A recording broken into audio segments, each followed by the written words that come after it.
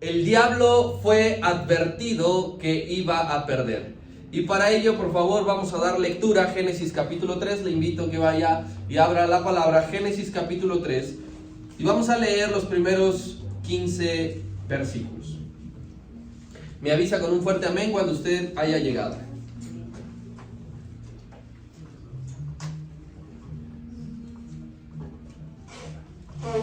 Bien, lo vamos a leer de forma alternada, por favor. Yo inicio versículo 1, usted continúa y en el 15 nos vamos a unir.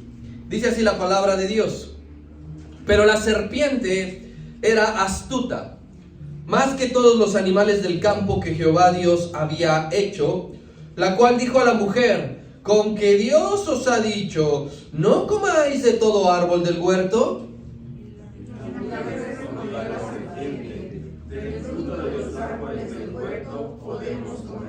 Pero del fruto del árbol que está en medio del huerto, dijo Dios, no comeréis de él, ni le tocaréis, para que no muráis. Entonces la serpiente dijo a la mujer, no moriréis. Sino que sabe Dios que el día que comáis de él serán abiertos vuestros ojos, y seréis como Dios, sabiendo el bien y el mal. Y vio la mujer que el árbol era bueno para comer, y que era agradable a los ojos, y árbol codiciable para alcanzar la sabiduría, y tomó de su fruto, y comió, y dio también a su marido, el cual comió así como ella. Entonces fueron abiertos los ojos de ambos, y conocieron que estaban desnudos. Entonces cosieron hojas de higuera, y se hicieron delantales. Y oyeron la voz de Jehová Dios que se paseaba por el huerto al aire del día, y el hombre y su mujer se escondieron de la presencia de Jehová Dios entre los árboles del huerto. Mas Jehová Dios llamó al hombre y le dijo, ¿dónde estás tú? Y él respondió, oí tu voz en el huerto y tuve miedo, porque estaba desnudo y me escondí. Y Dios le dijo, ¿quién te enseñó que estabas desnudo? ¿Has comido del árbol del que yo te mandé no comieses? Y el hombre respondió, la mujer que me diste por compañera me dio del árbol y yo comí. Entonces Jehová Dios dijo a la mujer, ¿qué es lo que has hecho? Y dijo la mujer, la serpiente me engañó y comí. Y Jehová Dios dijo a la serpiente, por cuanto esto hiciste, maldita serás entre todas las bestias y entre todos los animales del campo. Sobre tu pecho andarás y polvo comerás todos los días de tu vida. ¿Todos juntos? Y pondré enemistad entre ti y la mujer, y entre tu simiente y la simiente suya. Esta te herirá en la cabeza, y tú le herirás en el calcañar. El diablo fue advertido que iba a perder. Este capítulo 3 de Génesis es conocido como el capítulo trágico para la humanidad, porque aquí algo cambió, algo se rompió para mal. Leímos nosotros entonces la mitad de los versículos, porque se compone de 22 en total. Nosotros leímos 15. Únicamente los leímos todos para tener en mente y fresco el contexto de lo que sucedió, pero estoy seguro que esta es una de las historias bíblicas que más tenemos en mente y que podríamos relatar y contar paso a paso qué fue lo que sucedió y cómo se fueron dando los hechos. ¿Por qué? Porque no nos vamos a ir por el lado de lo que el hombre perdió al ceder y al caer ante la tentación, ante desobedecer a Dios. Eso ya lo vimos hace poco en la escuela dominical, cuando tuve el privilegio de compartirles el tema de la caída del hombre. Entonces no nos vamos a ir por ese lado. Sí mencionaremos algunos puntos que nos sean de utilidad, pero sobre todo usaremos más que nada los versículos 14 y 15 para sustentar el tema de que el diablo fue advertido que iba a perder. Yo quiero que recuerde usted que el Génesis no es una fábula ilustrada. Podemos leer esto muchas veces, la historia de la creación, hasta la parte del diluvio, por ejemplo, y tenemos que tener claro que no es una ilustración, no es un cuento simbólico, sino que todo lo que se relata de principio a fin realmente pasó en algún momento de la historia de la humanidad. No hay una fecha en que nosotros sepamos con exactitud. No conocemos, porque en el momento en que Adán y la mujer están conviviendo con la creación de una manera que usted y yo nunca lo hemos hecho ni lo haremos. Ellos tenían una complicidad con la creación porque Dios así lo hizo, esa conexión. Entonces, pero no por eso nosotros tenemos que no entender que lo que está aquí pasando fue real.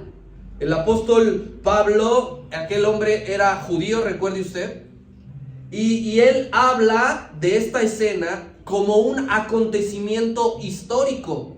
Él menciona a algunos de los personajes aquí relatados como personajes históricos. Estamos hablando de que un judío está validando que esto sucedió y que para la cultura y para la religión judía esto es contado como un hecho histórico. Mire, por favor, vayamos a la segunda carta a los Corintios, capítulo 11, versículo 3.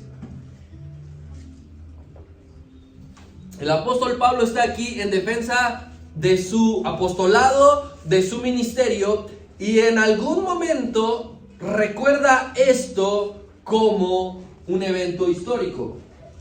Dice así: pero temo que como la serpiente con astucia engañó a Eva, vuestros sentidos sean de alguna manera extraviados de la sincera fidelidad de Cristo. Él está defendiendo su ministerio y está usando como referencia lo que sucedió aquello.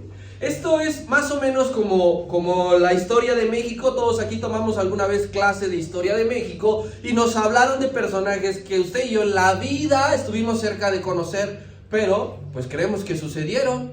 Creemos que un tal Miguel Hidalgo pues existió, que no es un invento de la SEP, que no es un invento del sistema educativo. Entonces, de la misma manera, nosotros tenemos que concebir que hubo una serpiente que le habló a una mujer como algo histórico. ¿Por qué le digo esto? Hay mucha gente que ve las cuestiones espirituales como ficticias, que esto sucedió únicamente para ilustrar y darnos a nosotros una enseñanza o un mensaje. Mucha gente concibe las cuestiones espirituales como inofensivas, que no pasa nada, cuando es todo lo contrario. Yo quiero que usted recuerde que las cuestiones espirituales existieron antes que las cuestiones físicas. El mundo espiritual está antes que el mundo físico y tienen una relevancia trascendental en la vida humana. Por ejemplo, hace finales de marzo, principios de abril, hubo en 2 estadios en Europa estas aficiones que hacen tifos, que hacen como mosaicos con dibujos.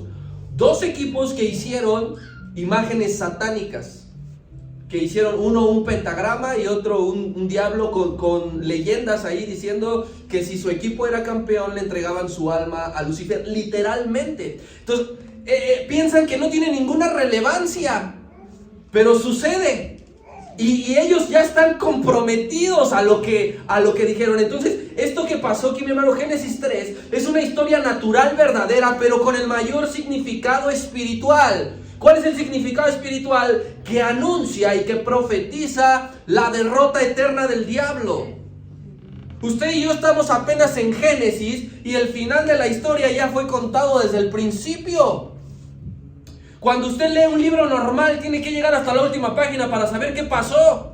La escritura, la palabra, la Biblia es un libro tan diferente que no tenemos que llegar a Apocalipsis para saber qué sucedió. Desde Génesis capítulo 3, versículo 15, el Señor nos está anunciando que el diablo será derrotado. Versículo número 1, Génesis 3.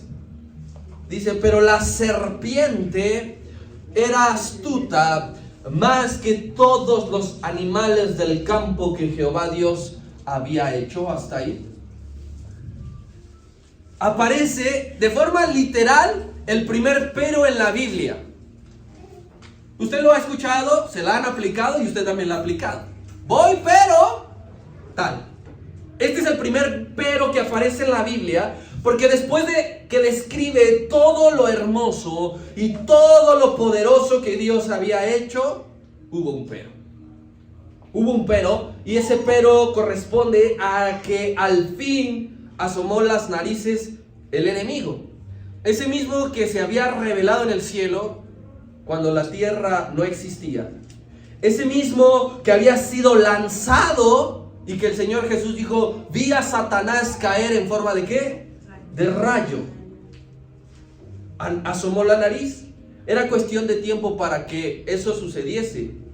No iba a pasar nunca que el enemigo no se manifestase en medio de lo que Dios había hecho. Era cuestión de un tiempo. Y fue de una manera en que Satanás tomó a una criatura que había sido creada por Dios, la serpiente. Y Dios mismo le había puesto a la serpiente, en su naturaleza, una dosis extra de astucia, diferente a todos los animales. Los animales tendrían ciertas características, pero Dios creó en su naturaleza a la serpiente con una dosis extra de astucia sana. Cuando Dios la hizo con astucia sana. ¿Por qué el enemigo eligió al animal astuto? ¿Por qué no eligió a un burro? ¿Por qué no eligió pues a un perezoso? ¿Qué sé yo? ¿Por qué la serpiente? Porque tenía una astucia extra. Y esta serpiente, que no mostró astucia sana, se dejó corromper.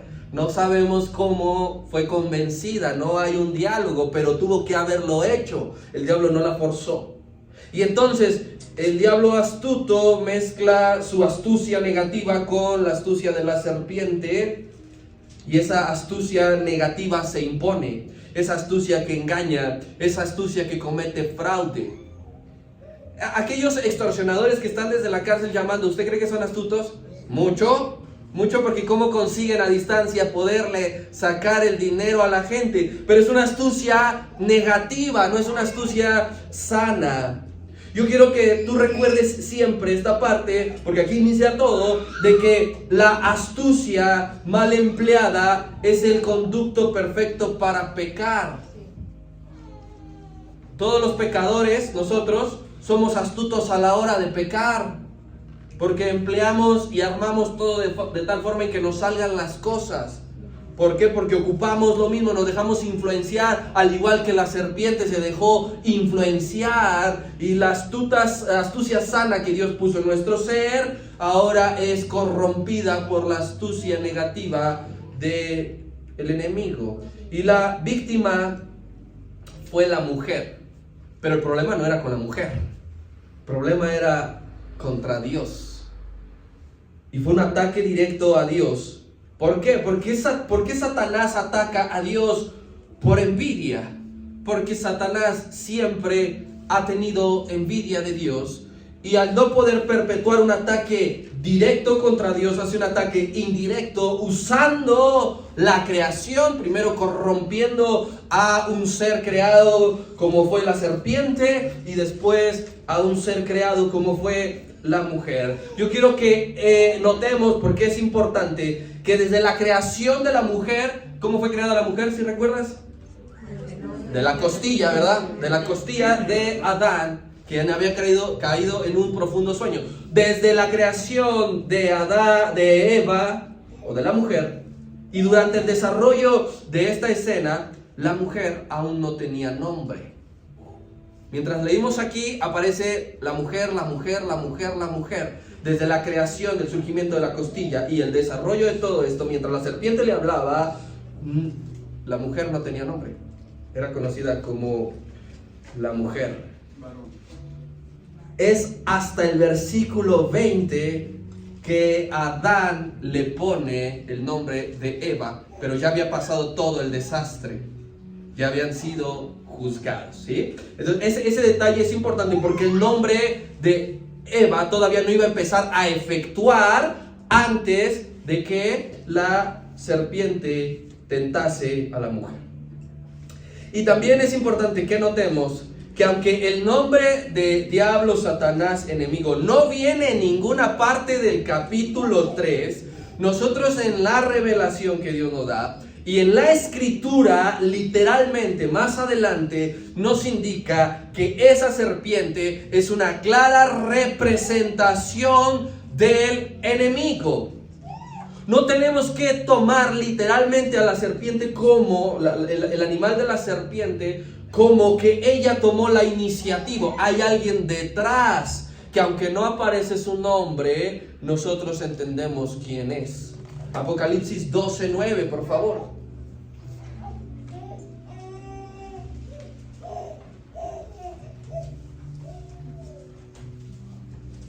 Dice así: y fue lanzado fuera el gran dragón. ¿Cómo dice?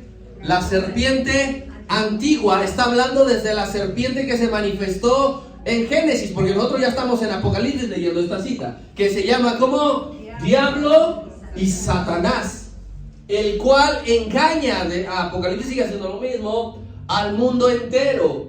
Fue arrojado a la tierra y sus ángeles fueron arrojados con él. Entonces en esta cita nos dice que la serpiente antigua desde la creación en el huerto es el diablo o Satanás. Brinquemos 20 de Apocalipsis, 21 y 2.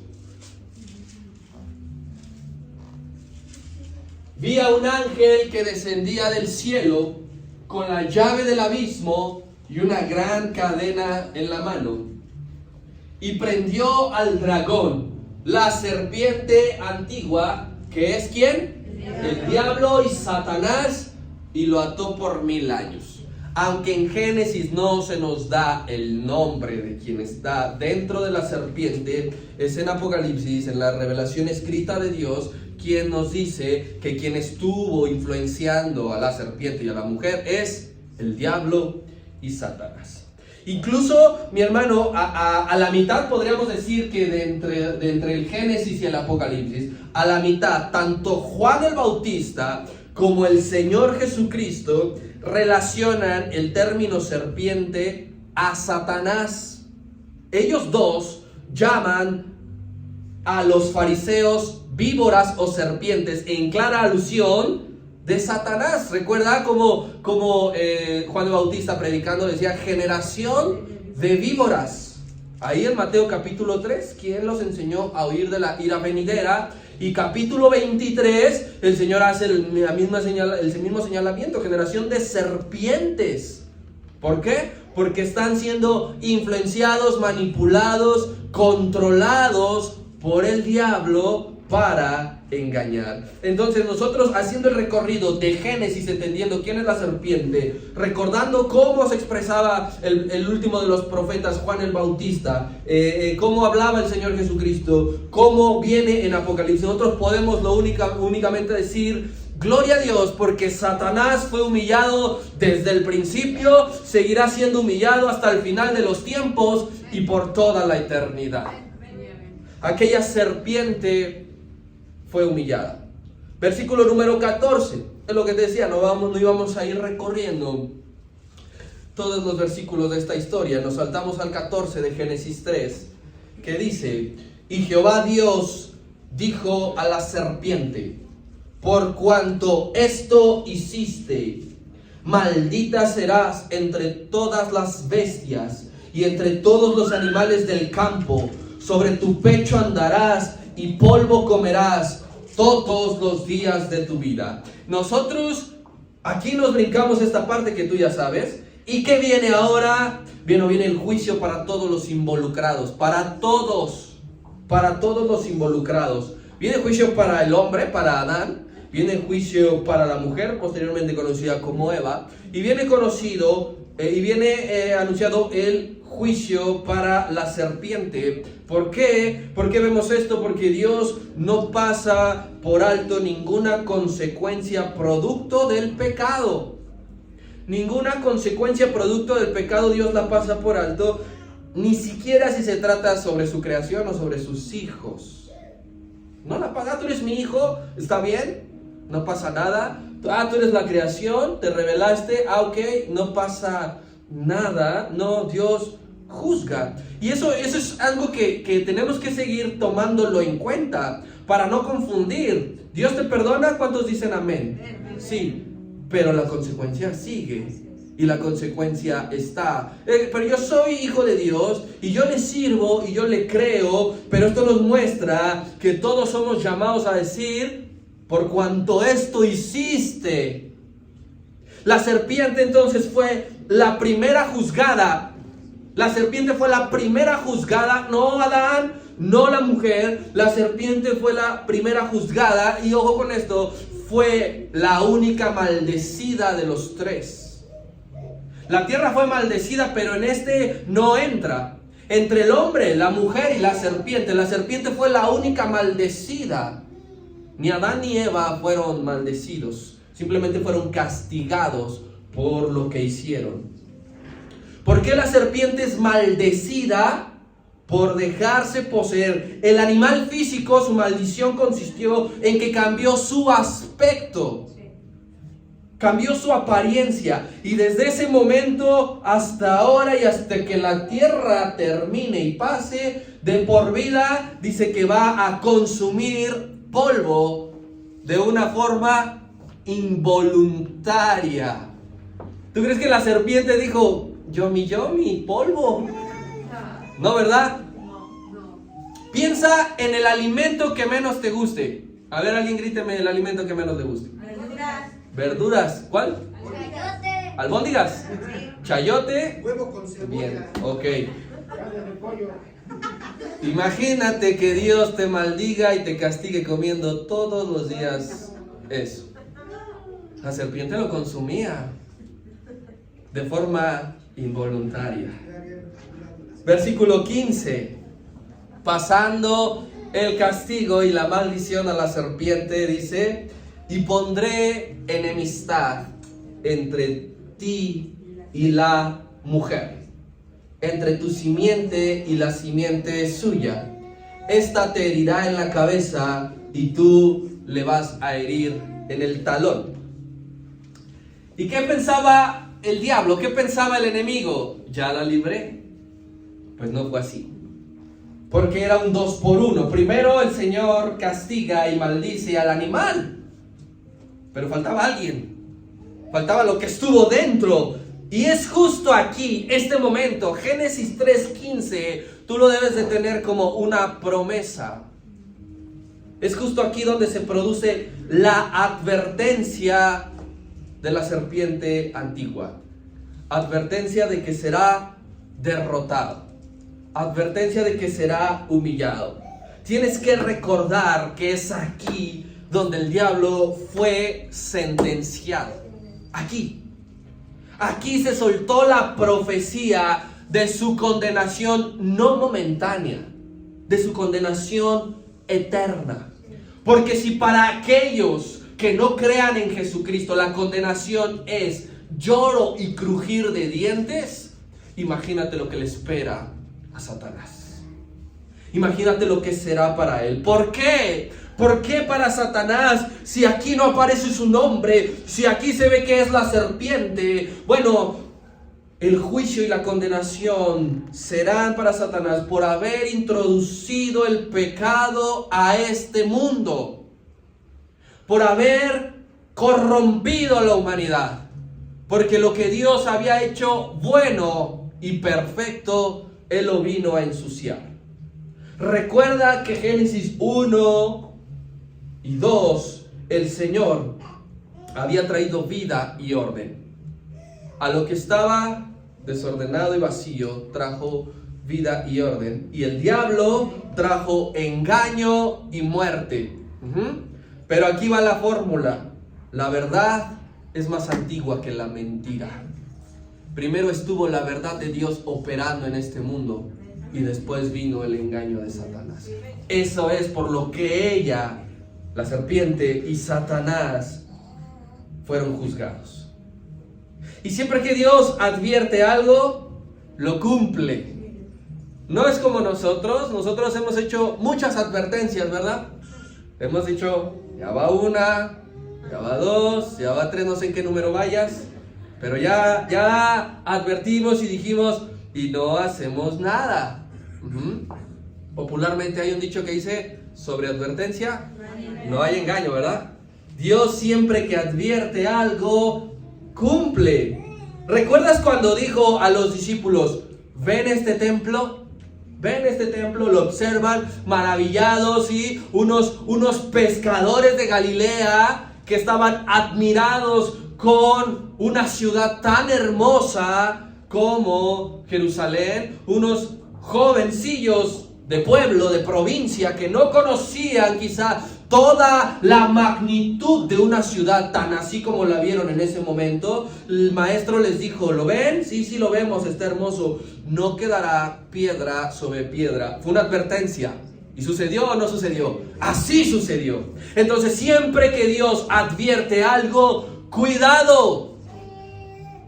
Cuando dice, hijo mío, no tomes en poco mis palabras, eso se llama advertencia. Si lo tomas en poco, prepárate porque Él cumple su advertencia. ¿Qué es advertir? Tú lo has hecho. Has advertido a alguien que te ha molestado quizá por un tiempo. Si no me dejas de molestar, yo no respondo. ¿Qué es advertir? Estás avisando que algo va a suceder. Dios le avisó de una forma directa al diablo que sería derrotado. No es que el diablo no supiera, no es que no le haya dicho, no es que ni enterado, es que Dios le avisó de forma directa: la simiente de la mujer te aplastará la cabeza. Lo que no le dijo, de lo que no le dio detalles, es del momento puntual y específico. No le dijo cómo, cuándo y dónde, pero él sabía. El diablo sabía que sería aplastado. Pero aquí podría decir, ¿y qué pasaría con el diablo hasta que se manifestase el momento exacto en que sería aplastado por la simiente de la mujer? ¿Qué pasaría desde su maldición hasta que llegase? Bueno, eso no quiere decir que no sería humillado. El diablo vivió humillado desde ese tiempo hasta el día en que la descendencia de la mujer le aplastó la cabeza. ¿Y cuál fue esa humillación? Bueno, desde ese momento vivió bajo los pies del Señor. El Señor lo tenía sometido debajo de sus pies. Lo tiene sometido debajo de sus pies. Tal como hay una preciosa figura cuando los príncipes de Israel pusieron su pie en el cuello de los reyes amorreos en aquella batalla de Gabaón. ¿Te acuerdas cuando Josué detiene o ordena que se detenga el sol y la luna? En esa batalla Dios le recordó la advertencia al diablo de lo que le iba a suceder. Josué 10:24, por favor.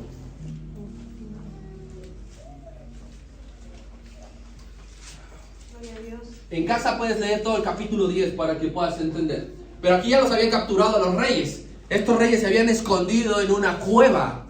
Y Josué los mandó sacar, los mandó traer. Y dice, y cuando los hubieron llevado a Josué, ya sacaron a los reyes amorreos, llamó Josué a todos los varones de Israel. Y dijo a los principales de la gente de guerra, a los capitanes, a los generales, a los soldados que habían venido con él: acercaos, tráiganlos y pongan vuestros pies sobre los cuellos de estos reyes.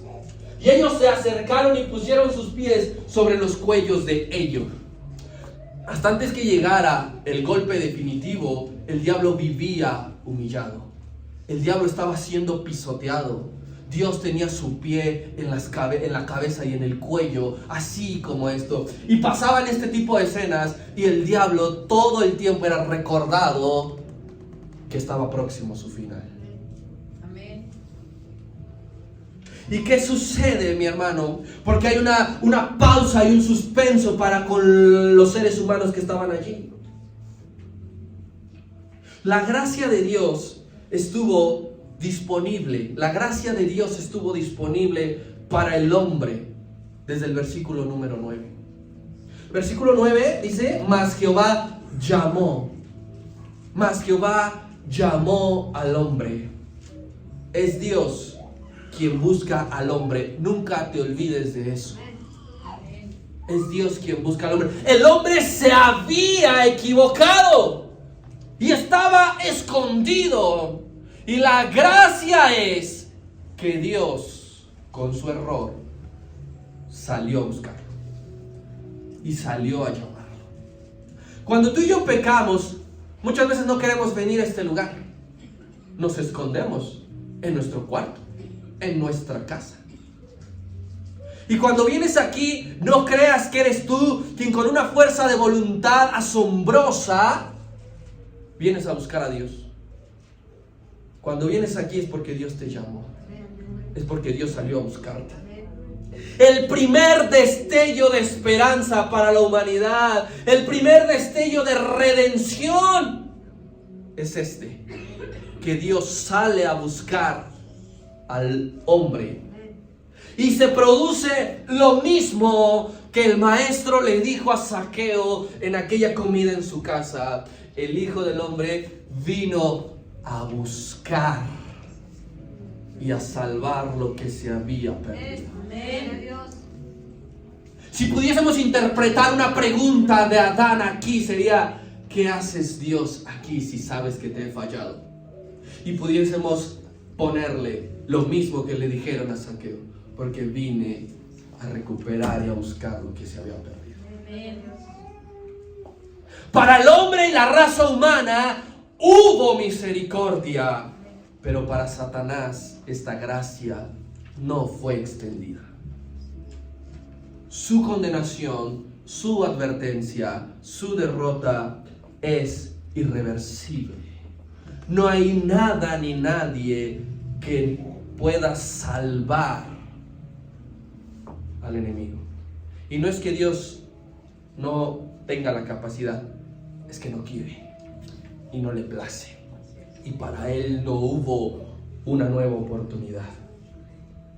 Dios mostró gracia a la raza humana porque la raza humana merecía morir de forma literal, no solamente espiritual. Pero en vez de eso, a la raza humana nos dio una poderosa esperanza: que de la simiente de la mujer vendría la victoria. Que de la simiente de la mujer saldría un hombre que aplastaría la cabeza. Versículo 15: y pondré enemistad entre ti y la mujer, entre la serpiente, o sea el diablo, y la mujer, entre tu simiente y la simiente suya. Y le está diciendo: la simiente, un descendiente de la mujer, te va a herir en la cabeza, diablo asqueroso. Y tú únicamente le podrás herir el talón. Quiero que sepas, mi hermano, que quien decretó la enemistad fue Dios. Tú no estás peleado con el diablo por algo que te haya hecho a ti. Tú no estás peleado con el diablo por algo que tú le hiciste a él. Desde que nacemos, Dios decretó una enemistad. Y pondré enemistad.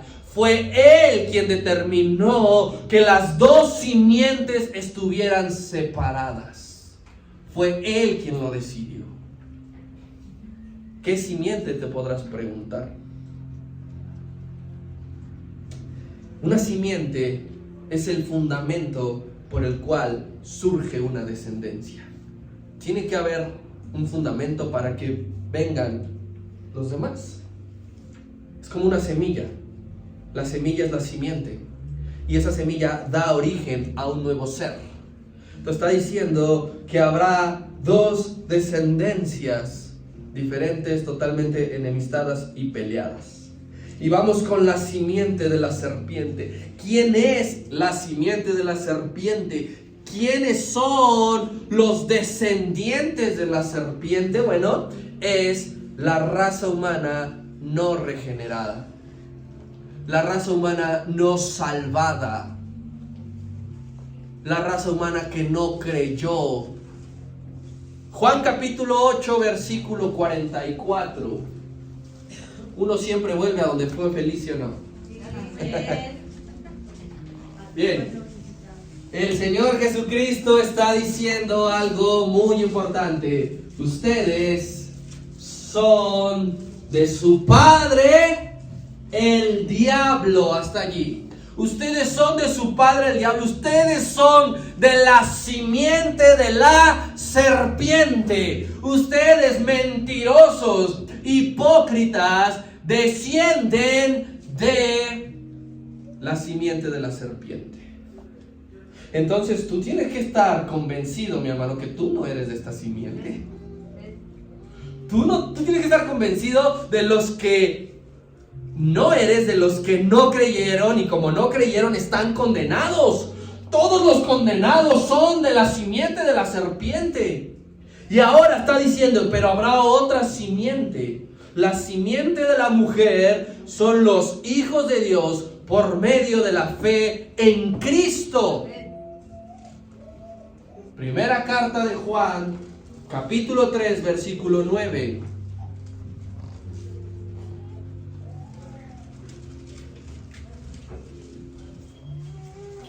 Todo aquel que es nacido de Dios, todo aquel que proviene de la simiente, no practica, no que no peque, no practica el pecado, porque la simiente de Dios permanece en él y no puede pecar, porque es como nacido. Esa parte es importante. Nacido de Dios. Por la fe, tú y yo nacemos de la simiente de Dios. En el momento que decidimos creer y entregarle nuestra vida. Es por eso que poquitos instantes después, Dios le dio la sabiduría a Adán. No fue un chispazo de Adán. A él le dejaron poner el nombre a los animales, pero es Dios que con un propósito nombra a Eva. Así le pone ese nombre, porque significa madre de los vivientes. Significa que desde esa mujer, la simiente de la mujer vendría, y de ahí vendría Cristo. De la simiente de la mujer, Eva. Como nos enseña la palabra de Dios en su genealogía de Cristo. 14 generaciones desde Adán y Eva hasta Abraham. 14 de Abraham a David. Perdón, a la deportación, sí, a David. 14 de David a la deportación de Babilonia. Y 14 de la deportación de Babilonia hasta Cristo. Todos esos descendientes de la simiente de la mujer. Y es aquí donde tú tienes que estar bien cimentado, por si te encuentras alguna vez algún católico aferrado que tengan que hablar de doctrina. Es aquí donde los católicos tergiversan la escritura, porque el término femenino que está aquí, ellos lo adjudican a María. Cuando no entienden que el término femenino es por simiente. ¿Tú cómo dices? ¿La simiente o el simiente? Término femenino, ¿de acuerdo? Ellos creen que se está hablando de la Virgen María. Nosotros tenemos que entender que ni Eva ni María eran la descendencia prometida para aplastarle la cabeza al diablo. ¿Qué más nos está diciendo Dios? Que hay una guerra declarada. El Dios de amor, el Dios de perdón. Sí, Él está diciendo guerra. Él está diciendo lucha. Él está diciendo batalla. De la cual dice que la descendencia de la serpiente va a herir en el talón a la descendencia de la mujer. Es decir, va a haber un daño. La van a dañar a la simiente de la mujer. Te va a herir. Pero una herida en el talón no te mata. A menos que seas Aquiles. Sí, ¿no? Pero una herida en el talón no te mata. ¿Has visto alguna vez a alguna persona vivir con una pierna amputada, con una sola pierna? Se puede. Pero la simiente de la mujer herirá de muerte la cabeza de la serpiente. Y no habrá nadie, no hay nadie que pueda vivir sin cabeza. Por eso, mi hermano, es que en el plano espiritual, una simiente y otra son irreconciliables. En el plano natural, tú no tienes que unirte con la otra simiente. Tú no tienes que unirte con la simiente de la serpiente. El apóstol Pablo dijo: ¿qué concordia tiene Cristo con Belial? ¿Qué comunión tiene la luz con las tinieblas? Pero somos nosotros los que queremos unirnos a la simiente de la serpiente. Si tú te quieres unir a la serpiente, crees ser de la simiente de Cristo y te quieres unir a la serpiente, a la simiente de la serpiente, te tengo noticias: no eres de la simiente de Cristo, eres de la simiente de la persona, del diablo. Porque aquí dice Dios que están enemistadas y no se pueden reconciliar. Y aplícalo para lo que sea, ¿no? Pues es que mi mejor amigo es alguien que no quiere nada con Dios, simiente de la serpiente. No, es que me gusta y estoy entusiasmado con un muchacho, con una muchacha del otro reino, simiente de la serpiente. No hay ninguna concordia entre Cristo y Belial. Yo quiero que tú y hagamos un recorrido bíblico rápido de esta enemistad, de esta herida de talón.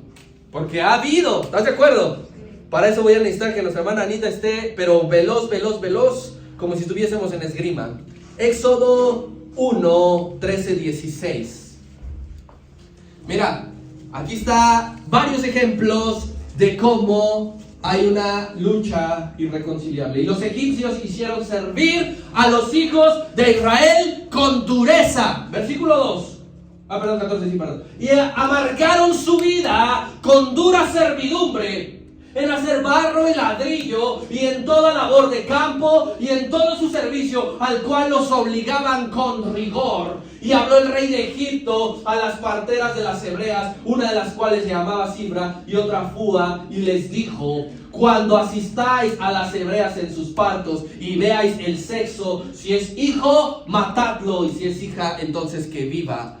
Herida de talón, porque los amargaban, les ponían un castigo pesado, y muchos niños hebreos murieron. ¿Por qué hizo el diablo esto? Porque él sabe que en cualquier momento de la simiente de la mujer iban a ser quien iba a aplastar la cabeza. Números 25, 1 y 2. Otra herida de talón.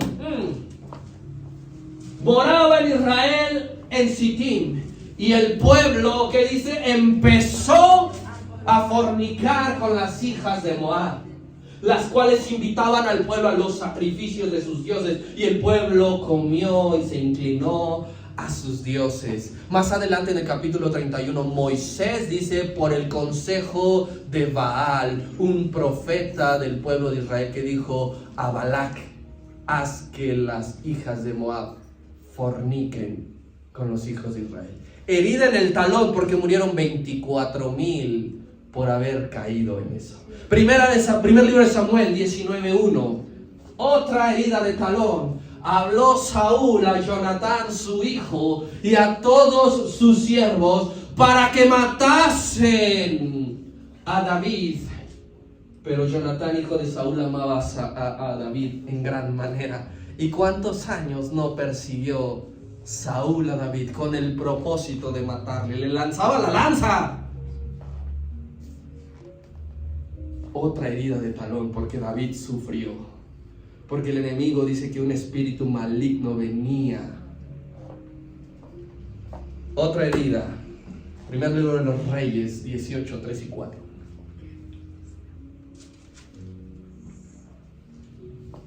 Y Acab llamó a Abdías, su mayordomo. Abdías era en gran manera temeroso de Jehová, porque cuando Jezabel destruía a los profetas de Jehová, Abdías tomó a 100 profetas y los escondió de 50 en 50 en cuevas, y los sustentaba con pan y agua. Jezabel pensó que había matado a todos los profetas, pero había un descendiente de la simiente, que no era el que iba a aplastar la cabeza, pero era descendiente de la simiente, que escondía a 50 en 50 en cuevas, porque tenía que continuar la promesa. Segundo libro de los Reyes 11:1. Otra herida de talón, y hay un montón en la Biblia. Cuando Atalía, madre de Ocosías, vio que su hijo era muerto, se levantó y destruyó a toda la descendencia real, una mujer ocupando el trono. Y lo primero que hizo al saber tener cierto conocimiento, pues voy a destruir a toda la descendencia de David, porque de ahí vendría.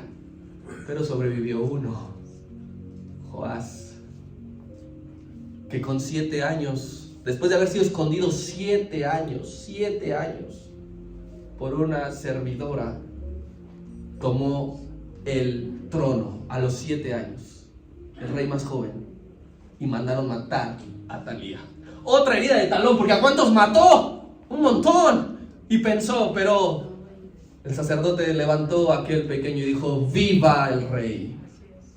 Otra herida, Jeremías 52, 27.